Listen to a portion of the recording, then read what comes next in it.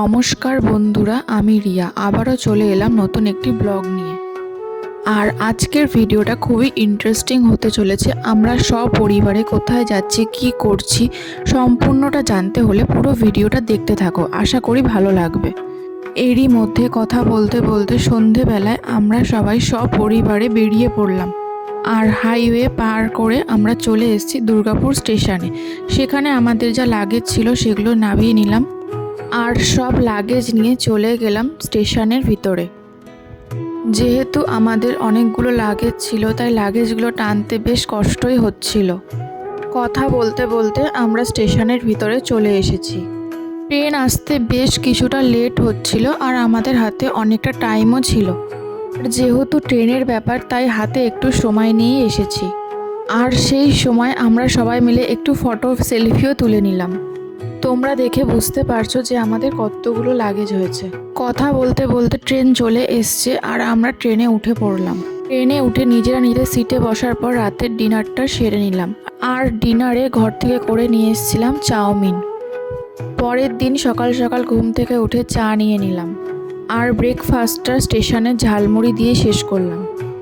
আর আজকের ওয়েদারটা খুব সুন্দর ছিল, বেশ মেঘলা মেঘলা ছিল, খুব ভালো লাগছিল। দুপুরে লাঞ্চে কুলচা আর আচার দিয়ে শেষ করলাম। আর সন্ধেবেলা একটু লেমন টি নিয়ে নিলাম।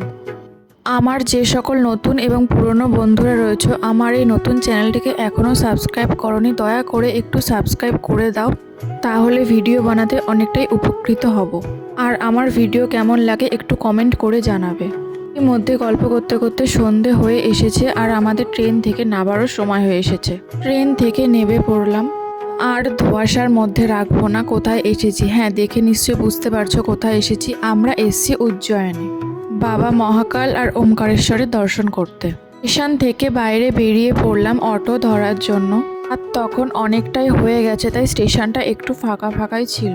তোমাদেরকে একটা ইন্টারেস্টিং জিনিস দেখাই, দূর থেকে দেখতে পাবে কিনা জানি না। দেখো কত টিয়া পাখি, আমাদের ওখানে দেখাই যায় না। এরই মধ্যে আমরা অটো করে চলে গেলাম আমাদের হোটেলের দিকে। অটো থেকে লাগেজগুলো সব নামিয়ে আমরা রওনা দিলাম আমাদের রুমের দিকে। তখন বেশ অনেকটাই রাত হয়ে গেছে তাই একটু ফাঁকাপূর্ণই ছিল। এরই মধ্যে আমরা চলে এসেছি হোটেলে। সারা দিন ট্রেন জার্নি করে আমরা বেশ অনেকটাই টায়ার্ড ছিলাম, দেখেই বুঝতে পারছো। রুমের ভিতরে লাগেজগুলো রাখার পর আমরা চলে গেলাম রাতের ডিনার করার জন্য। ডিনারে ছিল ভাত, ডাল আর সবজি। খাওয়া দাওয়া শেষ করে চলে এলাম হোটেলের দিকে। এই ছিল আজকের ভিডিওটি।